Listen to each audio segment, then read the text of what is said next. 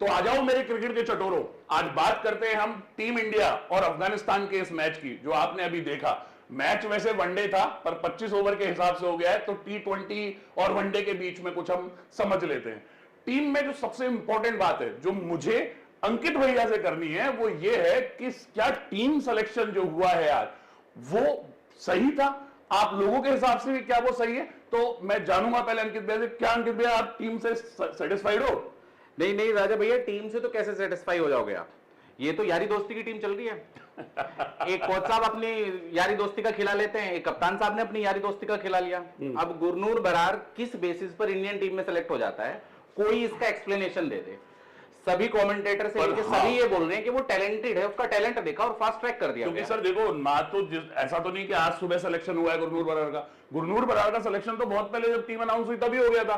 तब से लेके आज तक आपने एक सिंगल आदमी को देखा कि उसके ऊपर कोई बात कर रहा है? मेरे हिसाब से तो कोई बात नहीं कर रहा है। पर क्या आप बताइए, बात करनी बनती है या नहीं बनती है? और मेरे हिसाब से ये बात करनी बिल्कुल बनती है, क्योंकि जैसा अंकित भैया भी कह रहे हैं कि दोस्ती के हिसाब से सिलेक्शन होंगे क्या अब इंडियन टीम के अंदर, है ना? तो सर थोड़ा और डिटेल करिए, इसके करियर के बारे में थोड़ा बताइए। सर देखो, मैंने उसके स्टैट्स देखे डोमेस्टिक के, उसने लिस्ट की 9 मैच खेले, ठीक है ना?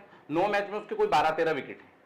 उस बेसिस पर तो किस हिसाब से सिलेक्शन हो गया? अगर आप डोमेस्टिक क्रिकेट देखेंगे उसमें इतने अच्छे अच्छे प्लेयर हैं जो अच्छा कर रहे हैं। प्रिंस यादव को टीम में रखा हुआ है, उसको आपने प्लेइंग 11 में नहीं रखा। आईपीएल विकेट टेकर है, हाईएस्ट विकेट टेकर की उसमें लिस्ट में था वो बंदा, जिसका इतना शानदार आईपीएल गया।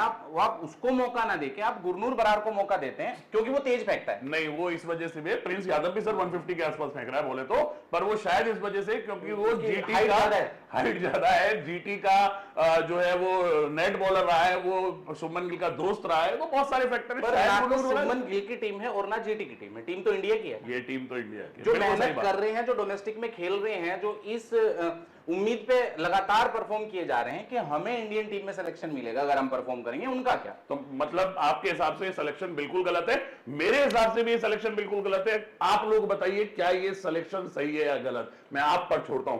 अब बात करते हैं मैच के अंदर जो प्लेयर्स अच्छा खेले उनके बारे में। तो सर आप बताइए, आपके हिसाब से बैटिंग में सबसे बढ़िया आपको क्या लगा? गुरबाज की बैटिंग सर एकदम फंटेस्टिक इनिंग, जबरदस्त इनिंग। 26 पे 3 के बाद आप इतनी अच्छी एक सेंचुरी बनाओ, 48 बॉल पे आप सेंचुरी बना दो, और क्या चाहिए? और इंडिया जैसी बड़ी टीम के साथ। और मुझे लगता है सर कि इंडिया की बॉलिंग प्रॉब्लम रहेगी। ये जो वर्ल्ड कप से पहले हमारे कुछ मैचेस हैं वहां भी, हालांकि बुमराह नहीं है अभी, बुमराह होगा तो बॉलिंग फिर अवेलेबल नहीं है, बुमराह होगा तो फिर चीजें अलग तरीके से चलेंगी। बट फिर भी बुमराह के साथ आपको कोई और भी बॉलर चाहिए।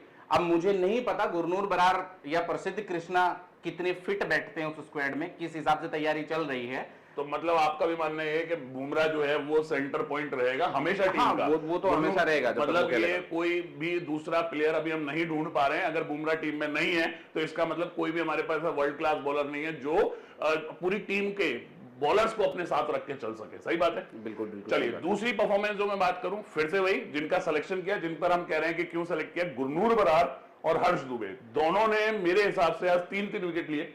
और वो मतलब प्रदर्शन हम उसको बढ़िया कह सकते हैं, पर आप इसको थोड़ा एनालाइज करिए। आपके हिसाब से गुरनूर बरार की जो बॉलिंग परफॉर्मेंस रही उसके बारे में आप क्या बोलेंगे? सर देखो, गुरनूर बरार ने स्टार्टिंग की, पिच में थोड़ा डैम्प था, बारिश हुई थी, गीली पिच थी थोड़ी सी, ठीक है ना? बॉल इनिशियली मूवमेंट कर रही थी, स्विंग कर रही थी, वहां पे अच्छी बॉलिंग हुई। 26 पे 3 हो गए, अफगानिस्तान पर प्रेशर भी था, ठीक है ना?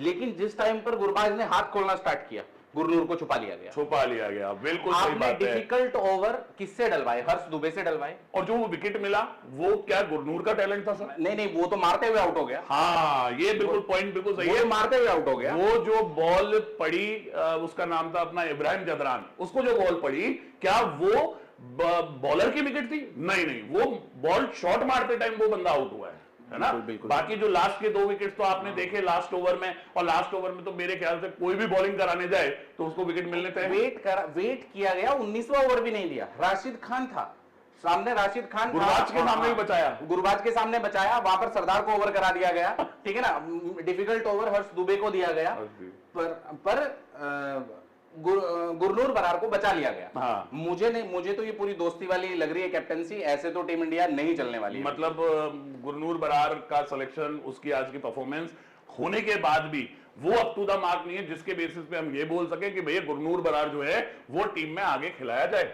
बिल्कुल सही बात है। देखो सर, मेरा पॉइंट ये है हर्ष कि दुबे आपको गुरनूर बरार टैलेंटेड लगता है, बिल्कुल लग सकता है। एक इंडिविजुअल चॉइसेस होती हैं आदमी की, कि मुझे लगता है कि यार ये आदमी बहुत टैलेंटेड है, ये मुझे जिता के मैच दे सकता है, पर क्या सीधा आप इंडियन टीम में खिला दोगे उसको? आपको उसको फास्ट ट्रैक करना है, आप इंडिया ए में भेज दो, इंडिया ए गई हुई है। हाँ, ये बात भी बिल्कुल सही आप है। इंडिया ए में उसको खिलाओ, वहां देखो कि वो कैसा परफॉर्म करता है। आईपीएल में उसको चांस नहीं मिला है और आप इंडियन टीम में चांस दे रहे हो। पर चलो सर, अब नाराजगी को खत्म करते हैं, अब तो सिलेक्शन हो गया है, अब जैसा भी होगा हम तो ये दुआ कर सकते हैं कि भाई बढ़िया खेले लड़का, है ना। हम बढ़िया तो खेल इंडिया की है, बढ़िया तो खेल गया ना सर, 3 विकेट ले गया, बढ़िया तो खेला है। अब आगे के 2 मैच मिल जाएंगे उसको। चलिए, तो अभी जो हमने स्कोर देखा है लगभग 193 194 के अराउंड बनाया अफगानिस्तान ने, तो क्या इंडिया इजीली इसको चेस कर लेगा? हाँ, लगभग 30 रन शॉर्ट रह गए हैं सर। ओके, बाद में विकेट जल्दी गिर गए, ठीक है ना। 30 से 40 रन कम बने हैं। अगर गुरबाज थोड़ी देर और रुकता, होल्ड करता, वो थोड़ा जल्दी विकेट दे गया। हाँ, मेरे हिसाब से देखो आज के मैच में ना, जो परफॉर्मेंस वाइज अगर हम अभी तक की बात करें, गुरबाज नो डाउट अफगानिस्तान की तरफ से बहुत बढ़िया खेला है, पर हिंदुस्तान की तरफ से मैं बात करूं तो मेरे लिए हर्ष दुबे जो है वो बढ़िया बॉलर रहा, साबित हुआ, बिकॉज उसके जो विकेट हैं, आप देखो उसने कप्तान को आउट किया, वो अच्छा खेल रहा था, स्टार्ट उसने गुरबाज के साथ अच्छी पार्टनरशिप लगाई, उसके बाद वो उसका विकेट लेना, अजमत छक्के मार रहा था, उस अजमत का विकेट उसने लिया, है ना। तो अच्छे विकेट जो लिए हैं वो हर्ष दुबे ने लिए हैं, और हर्ष दुबे का जो आज डेब्यू था वो सक्सेसफुल रहा है मेरे अकॉर्डिंग। आपके अकॉर्डिंग सर? बिल्कुल सर, हर्ष दुबे ने अच्छा किया। नीतीश कुमार रेड्डी अपनी पेस बढ़ाई है, हाँ, अच्छी यॉर्कर डाल रहा है, बहुत अंटे पे बॉल डाली है उसने, बहुत बढ़िया बॉलिंग की है नीतीश कुमार ने। तो इस हिसाब से देखते हैं मैच का क्या होता है। अभी हम इस मिड शो को अभी हम बंद करते हैं।